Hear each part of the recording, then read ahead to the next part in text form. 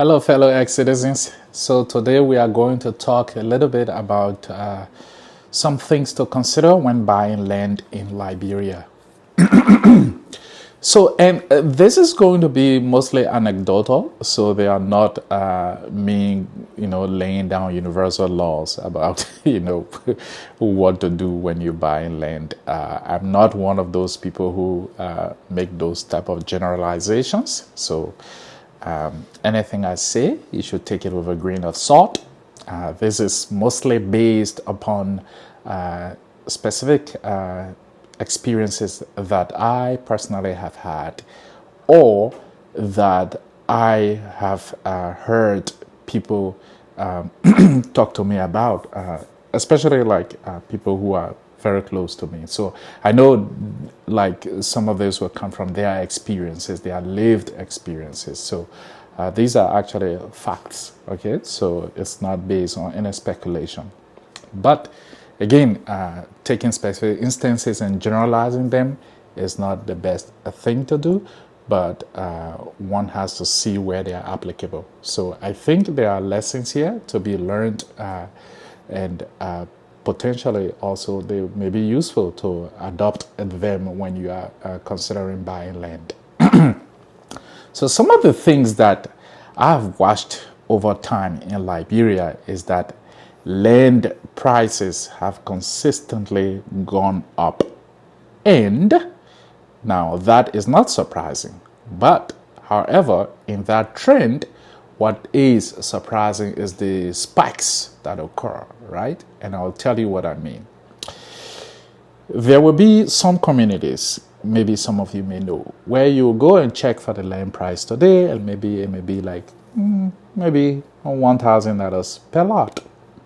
And then 6 months later or a year later, you go and ask, the land price is $3,000 per lot. Now, there's a lot of different factors that contribute to that. So I want to talk about one experience that I've had.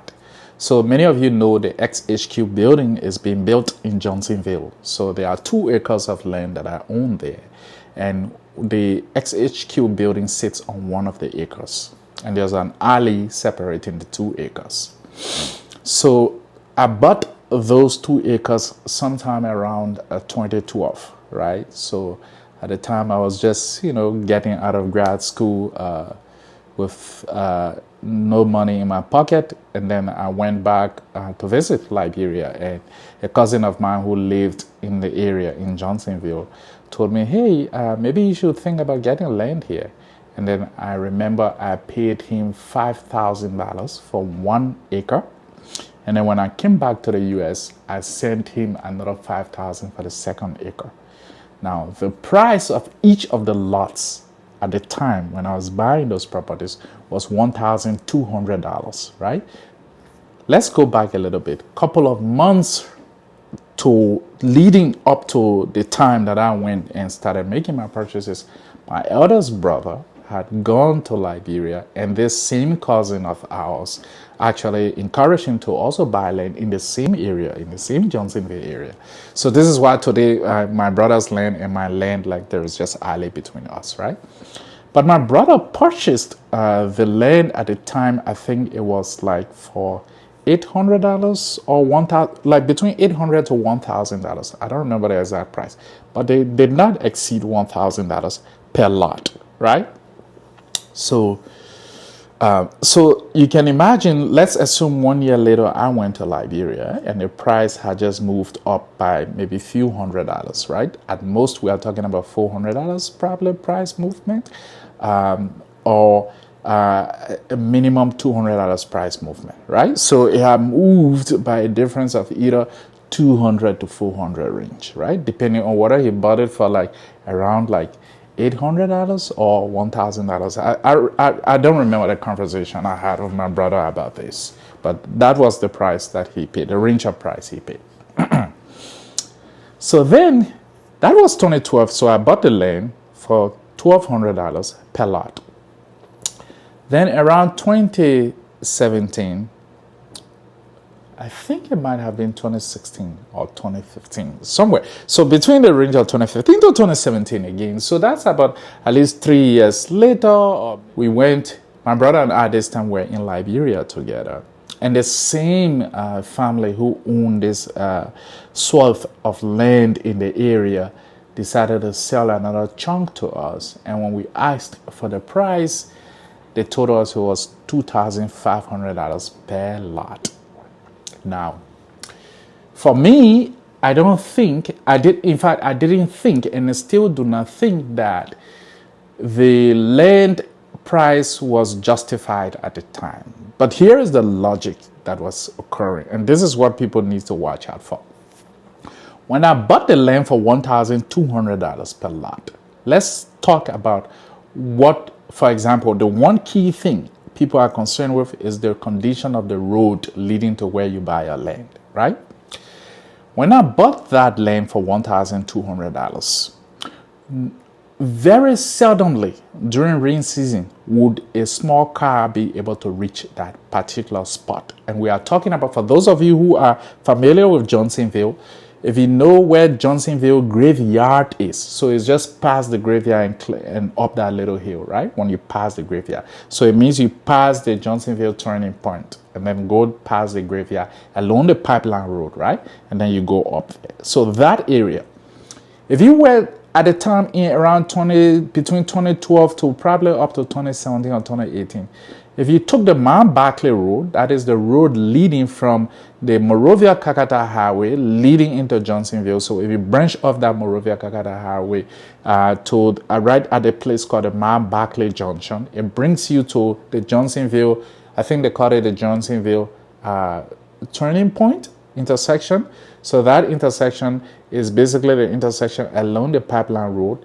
The Mount Barkley Road that leads from the Kakata Highway comes to that intersection and then also takes off from there and goes to Dryrest Market, right? And then there is also the road from coming from the Red Light Market, the pipeline road coming through, straight through that intersection and going to White Plains where we have the Mount Coffee Hydro Plant, right? So again, going back to geography. So if you had to take that Mount Barkley Road, that road was one of the worst roads in that area. It used to be muddy, like trucks would get stuck, like cargo trucks, not like even tiny trucks, like big, huge, massive trucks would get stuck along that road. It was extremely muddy. The road was bad. And then if you took, so it was like pick your poison situation. And if you took the road, the pipeline road leading from either Woodcamp or directly from the Red Light Market, but in any case, that pipeline road from that supermarket junction where you basically could branch off to go to an area called Nizo Sa, right? But if you were to take the road segment from that supermarket junction leading to this Johnsonville turning point intersection, that road, we used to call it a washboard because just like, I don't know if people are familiar with this, there is like, the thing people use as washboard, like people used to manually wash clothes by basically rubbing it against this wooden board with a lot of grooves in it, right? So it washes your clothes, right? This is what we used in Liberia as a manual solution for basically washing your clothes. We used to call it washboard because the road basically was chopped into those grooves, right? And your vehicle will continue to bounce. And by the time you get to Johnsonville, like your entire intestine has wrapped around each other like maybe 4 or 5 times just from the bouncing alone, right? If not, your intestine probably will be like coming through your mouth already. So it was extremely discomforting. The road condition was terrible, was horrible, right? And even the road from the Dryrest Market to that turning point intersection was better off than the other two. But imagine if you were not coming from, let's say, how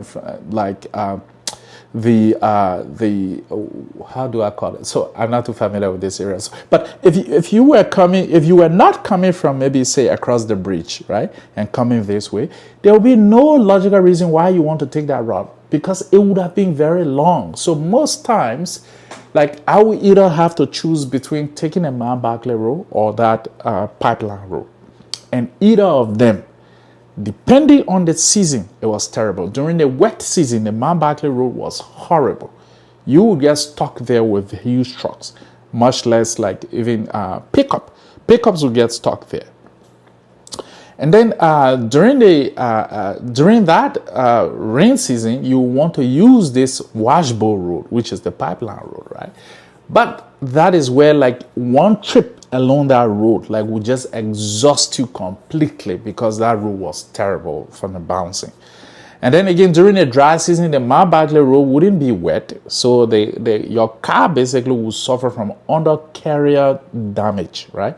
Undercarriage damage. I think it's carriage. Undercarriage damage, because the mud would have hardened and it's dry, but then you have deep holes along the road, so your vehicle tire, like finding a good spot to basically put your tires on, the experience would be like what we do normally here. Like me and a bunch of friends of mine will go to the mountains to find like obstacles and bad roads to navigate, and we call it off-roading, right? So we do this for sport, but when you're doing it out of necessity, it's completely different. And especially when you don't have the proper vehicles equipped for those type of roads. It's terrible. So dry season also, you want to use that Mount Barkley Road, you have to basically evaluate, do you have the right vehicle for that road? So again, let's think about that situation. So that is the description of the state of things, the state of the road conditions there when I bought that land for $1,200 a lot. Looking back, right? It is a great decision that I made. But during that time of making the decision, I made the decision simply because for me, when I decided to buy land, I wasn't looking at the short-term conditions of the amenities. Let's call the road one of those amenities, right? Road, great electricity availability, water availability. I did not care for any of those. All I wanted was a land in a spot that was basically private at the time, right? There were no many people in that area. It was very quiet. So that is what I was looking for. And I made that decision. And it's one of the best decisions in terms of land purchasing that I have made, right? Great choice. But if you were to go back then and look at the conditions there, most people would have been discouraged, especially looking at the price tag compared with the state of the road conditions. No electricity along the road, no water in the area. You have to dig your own borehole well, right? Or dig your own regular well for water. Like those conditions would have been discouraging for anyone. But I did that and I don't regret it now. Today, all of the roads I mentioned are all paved. So they are perfectly done in terms of at least compared to what they were, right? They're not perfect. By the way, let me take that back. They are not perfect, but they are better than what they were. Even if government had not fixed those roads, you can imagine that citizens, perhaps, some prominent people who live there now, excluding me, because I am not a prominent person, they would have rallied and helped like reduce the difficulties in getting to their homes along that road, right? So they would have probably either have it maybe filled with a lot of dirt and gravel to solidify the road and just make it at least passable, right? So that would have been done. So the point of this matter is, when I look back at some of the land purchasing decisions I have made, consistently I have not cared about the present conditions of the road. The only thing about the road that will worry me is if there is a significant, huge amount of one-time capital investment to solve a problem, and it cannot be solved by iterative investment. Let me explain what that means. To fix a road like that I have described, like the ones I have described, you don't have to fix the entire road in one shot. So community citizens can actually fix the road incrementally by investing small amount of money, chunks of money every time they have some money, right? You can do that. The other way, where roads will require for it to be fixed, perhaps it requires one large sum of money invested upfront, would be, for example, if you have a major river between you and your land, and you have to go across that river by vehicle, then you are talking about investing in building a serious bridge across that river, right? And depending on the size of the river, you cannot like bypass like setting like minimum like amount of spending that you have to do there, right? And when you reach such an obstacle, that is when to say, wait a minute. If there is no sign of immediate government intervention, or if there is no sign of me having the capital of doing this, then you can back off. But besides that, things like maybe the road is there, the hard ground is there under your feet, it's just a matter of fixing it. Do not step back from that land. Few years later, you will regret why you didn't buy that land.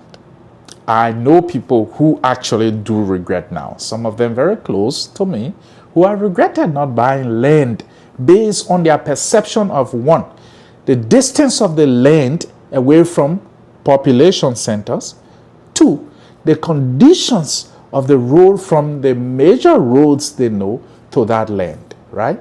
And those conditions, guess what? Some of them were just basically because there was a lot of shrubs and trees and grass and bush along the road, and not a lot of homes or houses along the road. Really, not because the road was terrible or bad, but just because there's a traditional dirt road with a lot of trees, branch coming, like closing up the road. That discouraged them from buying land that they would have obtained at a 200% discount 6-7 years ago compared to prices today.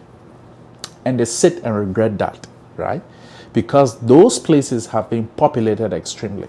An example of such a place is the place today that everybody is flocking to and buying land on top of each other and double buying land, called the Marshall area. The Marshall area, a couple of years ago, we're not talking about a decade ago, guys, just a few years ago, people would shy away from buying land in Marshall because they thought it was far away from that mean Boys Town junction. And today, some of them regret those decisions. I know some of them, okay? So that's an example of those type of mistakes. So my point is, think about it. Consider buying land with a bad road. Consider buying land that is a little bit off the beaten path.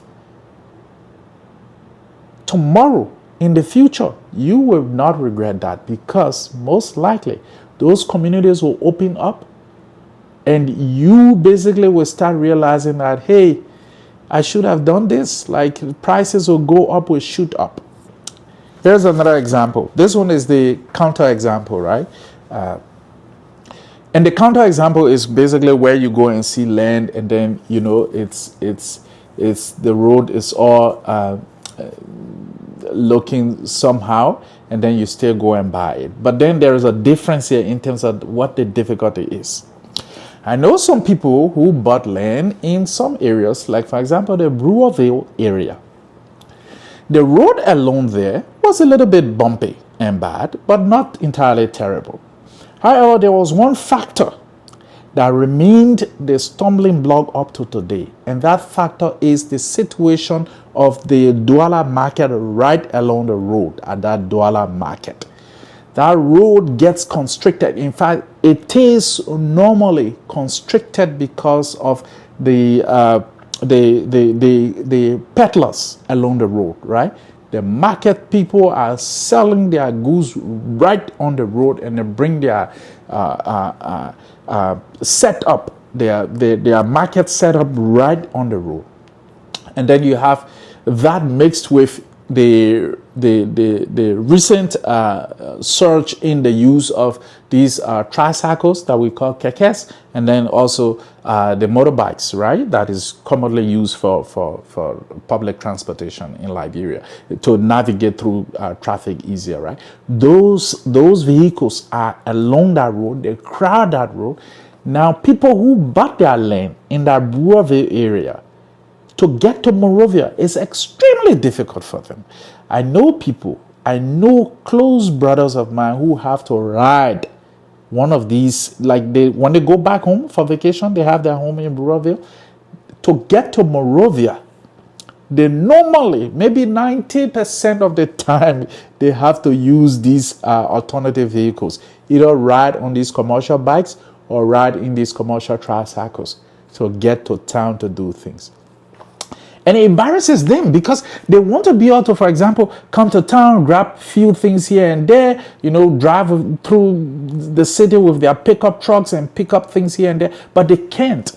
They have to actually take these risks on top of these bikes that normally, these kids who drive these bikes, they normally don't drive carefully. So they are prone to making accidents because of the way they don't respect traffic rules or anything, right? So those are some of the difficulties. But here is the difference here, right? So the difference in this scenario and the first scenario I told you about my experience is that here there is a crucial difference, and that is the major problem here was not necessarily the road condition, but it was the people factor. It is much more difficult to remove that douala market or to restrict it in such a way that it doesn't disturb the road than a community that has a bad road coming together and fixing that road.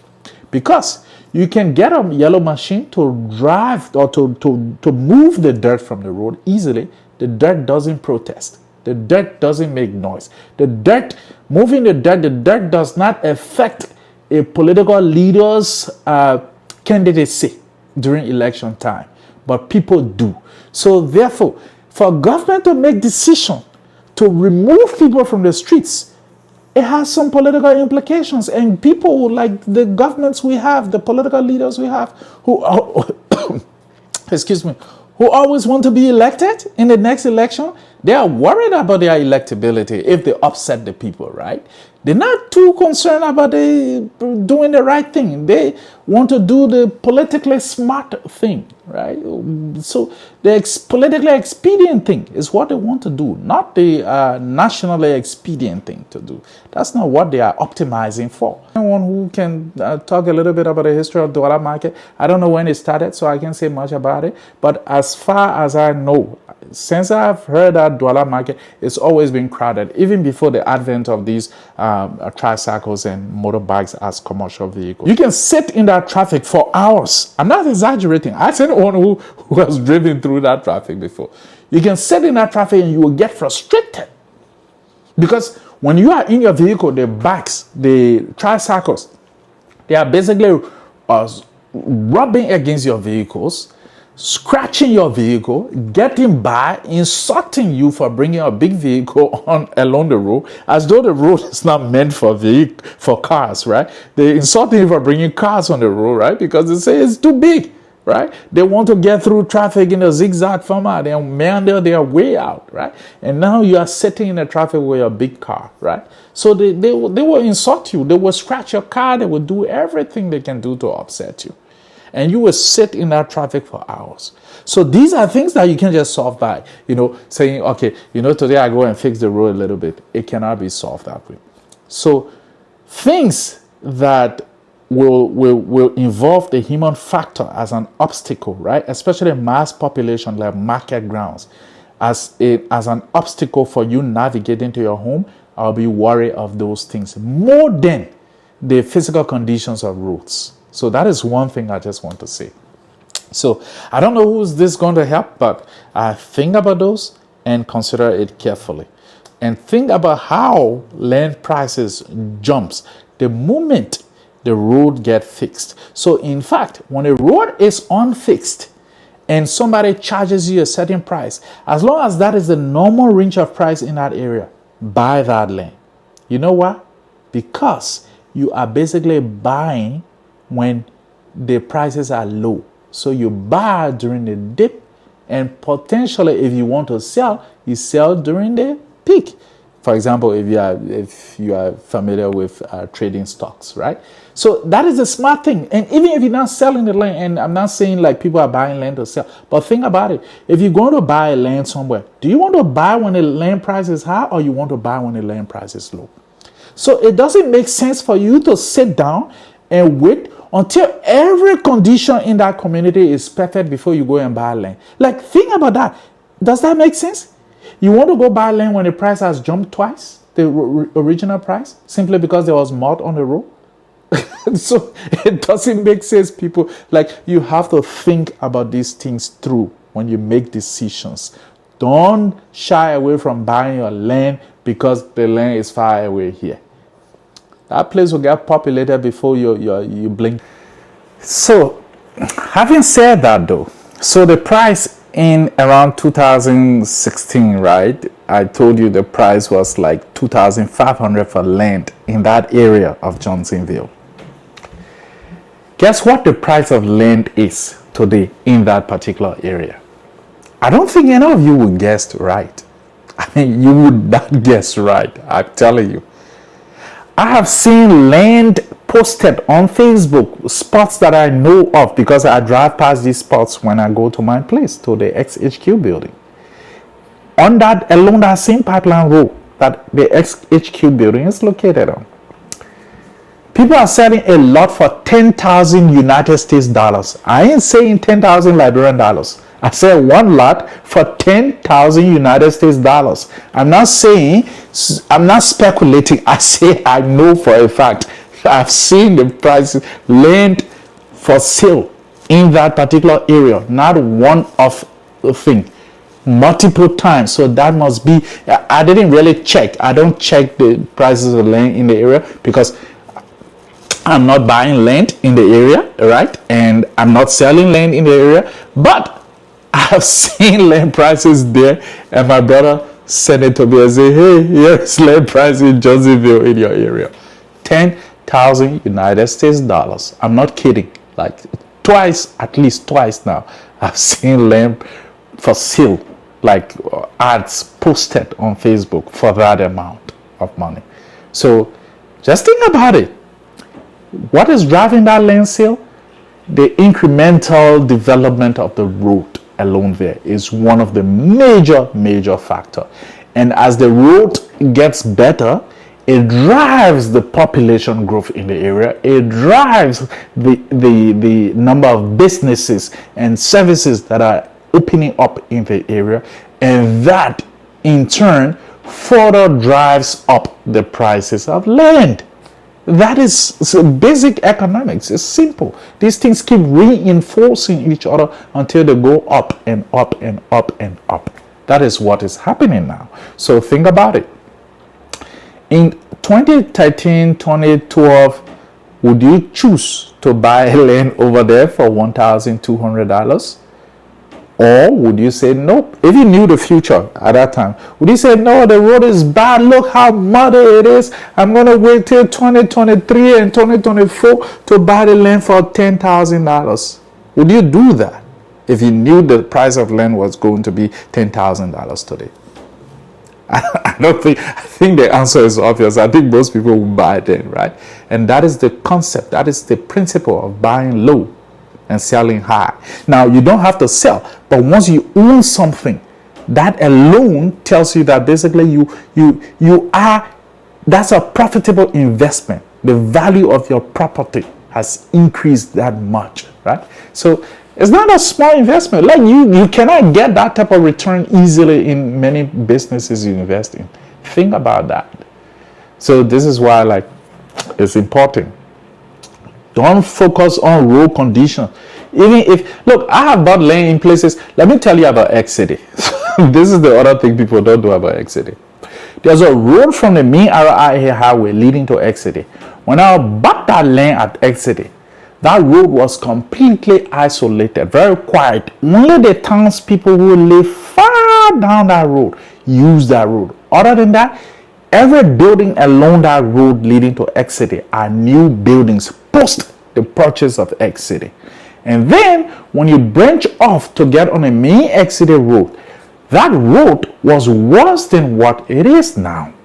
In fact, I have done some patchwork on it, although that process like got reversed because now that I fixed the road a little bit, some other people are doing some construction further down. They came with like fleet of big trucks to haul their dirt and they damaged everything. Mostly further new areas, they damaged the road in new areas. The places are fixed are still holding up, but they did more damages in other areas that were not bad. So now we have to still continue to fix that road, right? So and I don't have any support from the community. Everybody shies away from doing it. They're waiting for me to do it.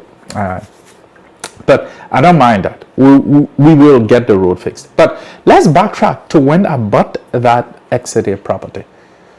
Like, many of you would have seen that and walked away from it. Actually, I know for a fact, I know people, prominent people in Liberia who have learned of the new ownership of that land, right? And they told me, man, I went to that place. I almost bought a few acres there and I walked away because I was discouraged because of the road. I'm not telling you, I'm not making this up. I don't want to name particular names. I know a prominent Liberian, one particular prominent Liberian who told me in this street. He said, I envy you. He said, I went there and then the owners, the traditional owners of the land narrated the story of his visit there because he's a prominent Liberian. He went there, they encouraged him to buy land. He thought about it, and finally decided not to buy land there. Although he wasn't buying the land equal to the size of Xity, but he was going to buy significant land, maybe a couple of acres, right? And he did not buy that land. And he happens to be like a friend, and we were talking, and then he learned about this Xity thing once I publicized the Xity thing. And then he confirmed the story. Now, when the administrators for that land told me the story, I did not know it was him they were talking about. But when he narrated the story, it was exactly what they told me. And I was like, yes, I do know of your story, but I didn't know it was you. They told me this story.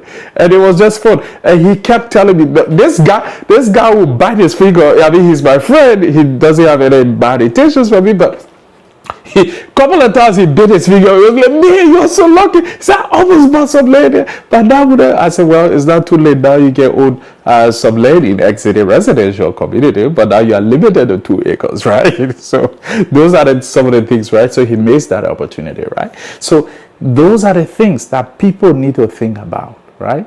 The land prices are today this level, but they will go up. And by the way, the Xity land prices, the prices I'm actually offering are the nominal price today in that area. So let me tell you something. I've seen YouTube videos of the same administrators of the entire land area where I bought Xity. They were selling isolated one lot. You know, when they partition the land, the family can have certain portion for this family, for that family. So the ones that the family owns, some family member can say, I want to sell one lot of land to build my house, or I want to sell one lot of land to do something else, right? So one of them made a YouTube video selling his one lot for $2,500. This is an isolated lot that is not in Xity. It doesn't have the amenities that Xity promises, like a clean, well-organized community, this and that. So where this guy is selling his one lot for $2,500, if you were to buy land there, you have no control over what your next door neighbor is going to do along the alleyway leading to your house. Whether they're going to build a septic tank there, whether there's going to be a lot of faults. In fact, whether they're going to use the land next to you as their dump site for trash, you have no control over that.